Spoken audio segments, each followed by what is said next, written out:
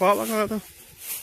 Como eu mencionei no vídeo anterior, que eu estava indo pra casa do meu irmão aqui no Marcilac, na saca onde ele mora, eu comecei a falar sobre o narcisismo. Agora já fiz a visita com ele tudo certinho, já estou voltando pro Marcilac. Então vou voltar, continuar o tema que ele estava falando. Aí onde eu parei?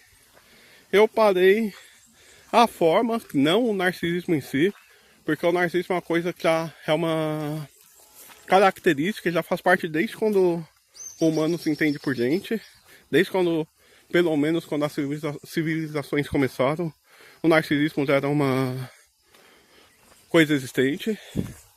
Mas o que eu falo é sobre essa pandemia que a gente vive hoje, essa degradação do conceito de família e da sociedade de forma geral, e da quantidade absurda de pessoas à minha volta que estou vendo que estão enlouquecendo, perdendo a sanidade mental, seja por causa de alguma coisa, problemas familiares, pelo aquilo que eu comentei no vídeo passado, pela degradação do conceito de família, conceito de família cristã, né?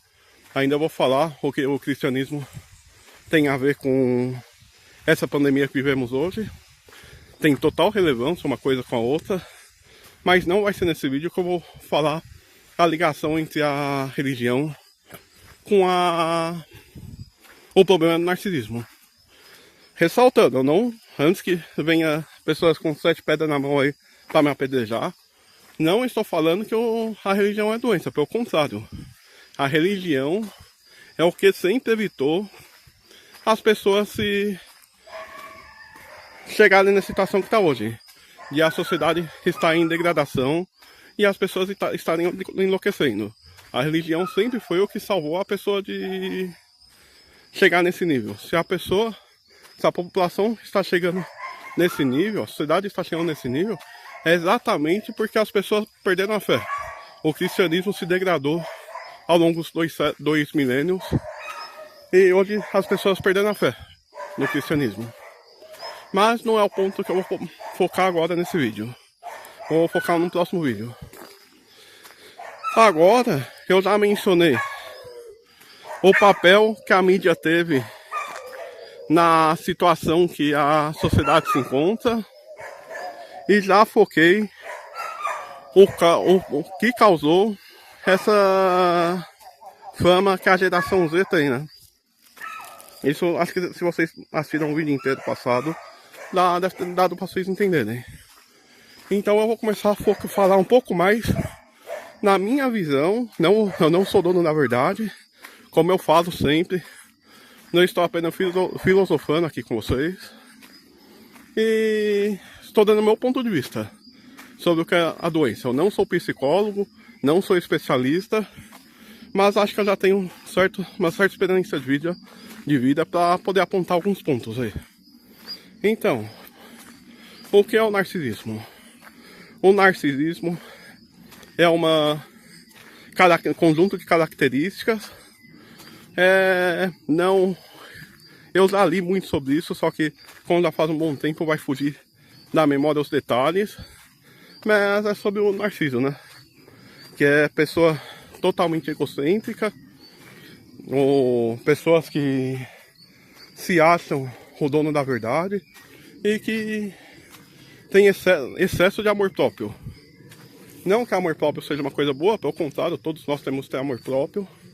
Só que tudo que é em excesso faz mal. E como eu já vou passar as duas características consequentes do narcisismo. A característica da submissão. No caso, a submissão é aquela pessoa que convive com o narcisista, que geralmente é a que tende a brigar pelo poder. E o submisso é aquele que tende não querer o poder, fugir do poder, procura alguém que detém o poder para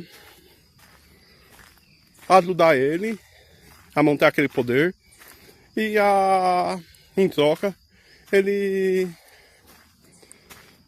consegue benefício de alguém cuidando dele, né? Na natureza, sem ver o narcisismo como uma doença, Essa que é a característica básica do narcisista e do submisso. Vou dar uma pausa de filmar aqui rapidão. Aí quando eu tô falando desses temas assim, mais que envolvem a sociedade, sempre quando passa alguém, eu procuro evitar de filmar ela, pra não acabar fazendo uma ligação indireta, subliminar, daquela pessoa que não tem nada a ver com o tópico que eu tô falando, né? Seria uma coisa extremamente desagradável isso. Então, continuando. No caso, não estou falando de narcisismo como uma doença. Como eu já falei várias vezes, narcisismo em si não é doença. É um conjunto de características de dominância. E o submisso é as pessoas que têm característica de cordeiros, digamos assim, e que procura atender, ajudar a pessoa que procura o poder a conquistar o poder em troca de ficar sob guarda dela. Só que o que acontece? Quando isso vale tanto para o narcisista quanto para o submisso. Quando há problemas psicológicos na história das pessoas, quando a pessoa passa por traumas, principalmente quando os traumas vêm lá de infância, são geralmente traumas mais pesados, elas começam a ficar com perturbações mentais. Começam a ficar, em casos mais extremos, à beira da loucura, à beira de perder a sanidade mental. Aí quando a pessoa começa a perder a sanidade mental, essas características básicas do ser humano, que é tender a querer poder ou tender à submissão, eles começam a virar como uma... Um minuto, passou um link novo. Vou dar uma paradinha aqui.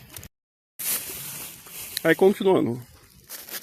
As pessoas, geralmente a doença, o narcisismo é sempre colocado como o vilão da história. Por quê? Porque a doença em si, que eu digo que não é nem doença, a autodefesa do organismo, quando a pessoa está perdendo a sanidade mental, geralmente começa por quem procura a dominância. São aquelas pessoas mais... Por quê? Quem procura a dominância tende a causar o estrago primeiro. Porque o submisso não tem poder. O submisso não detém poder. Os submissos são os cordeirinhos. São os que não têm um papel, apesar de sempre ter o papel fundamental de fazer a sociedade funcionar, ela não tem poder para mudar as coisas. É sempre aquelas pessoas com espírito de liderança que tem a tendência a procurar o poder, que quando perde a sanidade mental, essa característica básica de querer poder começa a ficar deturpada na mente dela. Então aquilo que geralmente seria o espírito de liderança começa a ser um objeto, um desejo, uma possessão. O que ela desejava ser líder, ser o chefe, você dá um exemplo. Uma pessoa quer ser um líder de uma companhia. Se ela tem a plena saúde mental, ele não só vai ser o líder da companhia, como se ele tiver uma boa índole, ele vai ser um excelente líder. É claro que aí já entra em outro ponto, que são das características da personalidade, né? Que tem mais a ver com aquele tema da ideologia que eu estou contando minha história, como o narcisismo, do que com o narcisismo em si.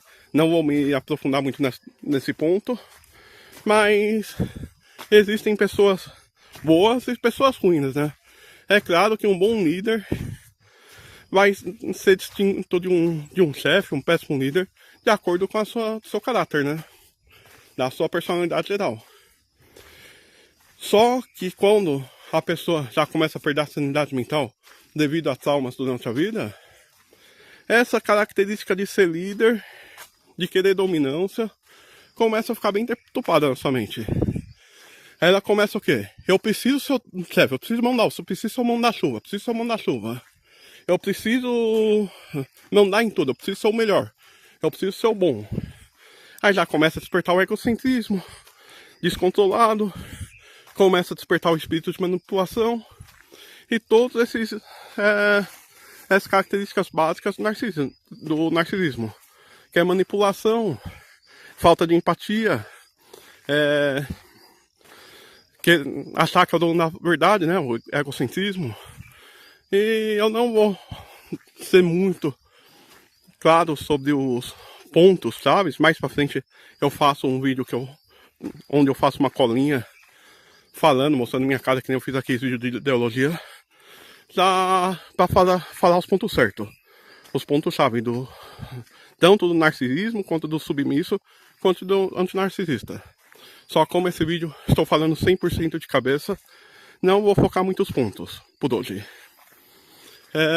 Então, de acordo com os tipos de trauma que a pessoa vai passando, misturada com a própria sociedade que está se encaixotando, está parando de ter uma vida física, o próprio degradação do conceito de família, está fazendo as pessoas ficarem solitárias e vai se somando com todos os problemas psicológicos que elas sofrem durante a vida. É a era dos problemas psicológicos. Tanto que... Não, tá de boa. Valeu. Cara, querendo dar uma carona aqui. Só como eu quero fazer o vídeo, eu quero filmar os trem ali ainda. Eu recusei a carona. Mas o quê? Cara, olha a intenção. Tem bastante gente boa aqui do fundão. O pessoal é acostumado que aqui geralmente anda muito. Aí muita gente oferece carona. Mas então, voltando pegando o fio da meada de novo. Onde que eu parei? Sim. Todas essas características, tanto os próprios problemas psicológicos, consequência daquelas coisas que eu falei no vídeo passado, quanto ao próprio encaixotamento, a própria virtualização, a falta de convívio social com as pessoas, estão a deixar as pessoas com um grande vazio social na vida. Então o que acontece? Não só as mulheres que foram vítimas das lavagens da mídia aí, que se afundaram no narcisismo, quando muita pessoa, boa parte da população, pela solidão, pela degradação da própria família, está aos poucos se afundando no narcisismo. Muitas pessoas estão perdendo a sanidade mental. Eu arriscaria dizer que em séculos, desde a época da escravidão, não tem tantas pessoas no mundo com tantos problemas psicológicos. Muita gente fala que é frescura. Ai, problema psicológico é isso, problema psicológico é aquilo. Mas, cara, tem muitas pessoas que apontam que o problema psicológico é frescura, são narcisistas. Elas mesmas têm mais problema psicológico e é os que mais precisavam de ajuda. Mas o narcisista por si só, ele não aceita que é narcisista. Então, automaticamente recusa ajuda. Recusa falar que precisa de psicólogo. Vai nessa, vai acumulando os traumas durante a vida, até perder a sanidade mental. Totalmente. Infelizmente. Aí o submisso, né, o capacho, que é uma ramificação do narcisismo. Ou que eu costumo chamar que é a doença do capacho, né? É bem parecido com o narcisista. Só o que acontece? Assim como quem tem o espírito de liderança, quem nasceu para ser chefe, para ser líder, não está tendo espaço no mundo mais para isso, não tem mais família, não tem mais amigos para exercer essa função aí. O submisso é a mesma pegada. Ela se vê sozinha no mundo. Do submisso é ainda mais difícil que o narcisista, a sociedade atual. Porque o narcisista, ele não aceita. Ele enlouquece sem aceitar que ele tem aquele problema. Já o submisso não, ele conhece, entende a doença, mas ele queria que os narcisistas tivessem mais sanidade mental para poder cuidar da vida deles, né? E eles cuidarem da vida do narcisista. É o que no mundo, infelizmente, raramente está conseguindo acontecer isso. Aí então o que acontece com o submisso? Ele acaba, na falta de conseguir um parceiro ou uma parceira que lidere a vida dele, ou mesmo a falta de conseguir um amigo que ele possa trocar ideias, possa, na amizade, assumir o papel do líder da vida dele, porque as pessoas em volta são narcisistas. As pessoas que têm espírito de liderança, a maior parte hoje são narcisistas. Aí o submisso, o que ela faz? No desespero, na solidão, acaba se juntando com o narcisista. Seja num relacionamento amoroso, seja num relacionamento familiar ou de amizade. E fica infeliz. O que acontece? O narcisista muitas vezes já está enlouquecendo. Quando consegue um capacho para drenar as energias dele, para ser como posso dizer, usar a palavra correta, ser o objeto em que vai preencher a vida vazia que o narcisista já está, em vez de cuidar como um cordeiro, como alguém que precisa de cuidado, em troca do cordeiro ajudar ele no poder, ele vai tentar manipular. O narcisista geralmente se sente uma pessoa tão inferior, mas tão inferior, que vai tentar drenar toda a felicidade do cordeiro, do capacho, ou do submisso no caso, né? Em vez o narcisista fazer o submisso preencher a felicidade dele, ele vai tentar a todo custo roubar a felicidade do submisso. Por quê? Isso aí. O que acontece? Quando o narcisista já está enlouquecendo, principalmente depois que ele já enlouquece, ele não tem mais raciocínio de melhorar. O fato de quando ele está enlouquecendo, ele não aceitar que está doente, com uma doença severa, psicológica severa, derivado de várias crises durante a vida, ele não aceita alguém falar que ele é doente. Então ele sempre culpa o submisso. O submisso querendo o bem dele, ele sempre culpa o submisso. Aí o que acontece? Ele vai tentar a todo custo roubar a felicidade daquela pessoa que se submeteu a ele. Então, em vez o submisso salvar a vida do narcisista, o narcisista vai destruir a vida do submisso. O que acontece? Existe uma forma que hoje, sinceramente, eu já sou bem cético, embora eu sei que tenha uma fórmula, é o narcisista procurar aceitar que ele é narcisista e procurar ajuda. Seja ajuda se ele teve a sorte de encontrar uma pessoa para se submeter a ele, ou seja, por ele mesmo entendendo que é narcisista e procurar ajuda de psicólogo. Então, mas apesar de ser cético, sempre quando eu vejo uma situação que eu conheço narcisista, eu tento fazer a pessoa acordar. Se tá com crise psicológica severa, tenta procurar se melhorar. O problema não está nas pessoas à sua volta, o problema está em você. Tenta procurar ajuda psicológica.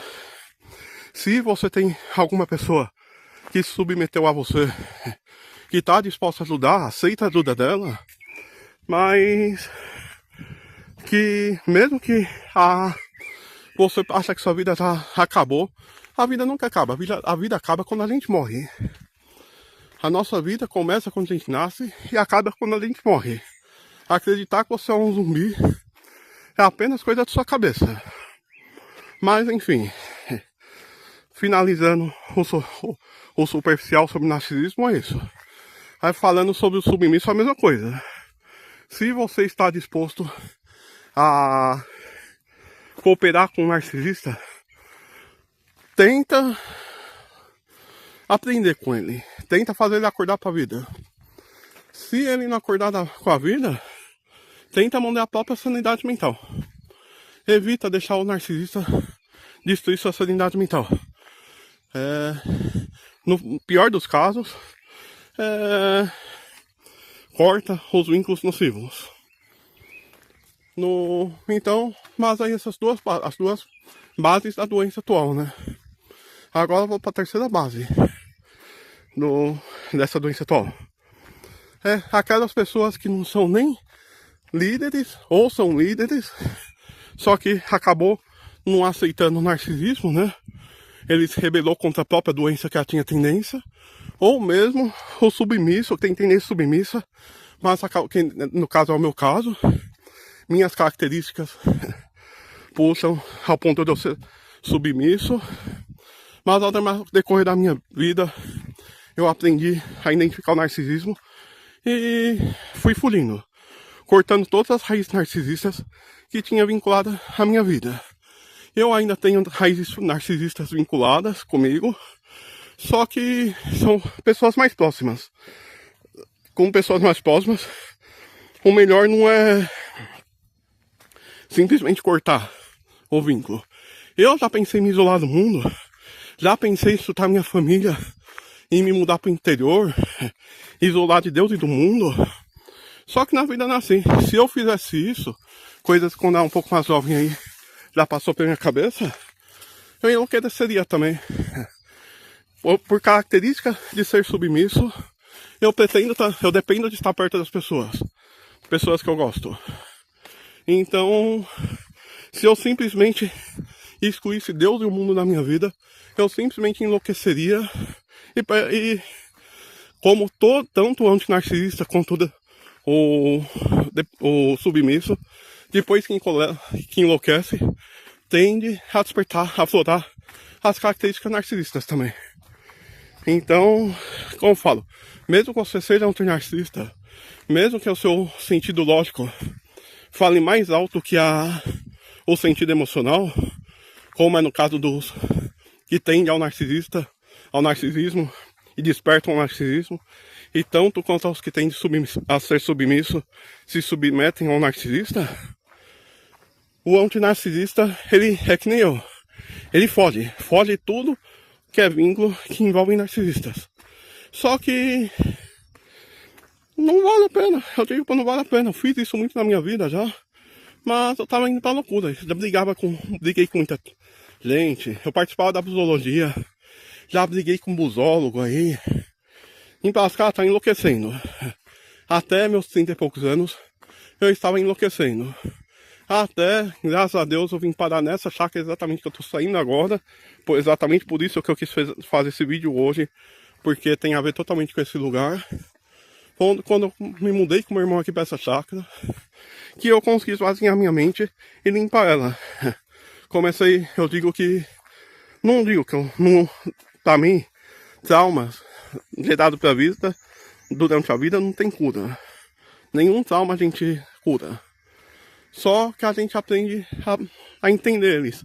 Uma vez a gente consegue entender eles, é o primeiro passo para conseguir recuperar a sanidade mental.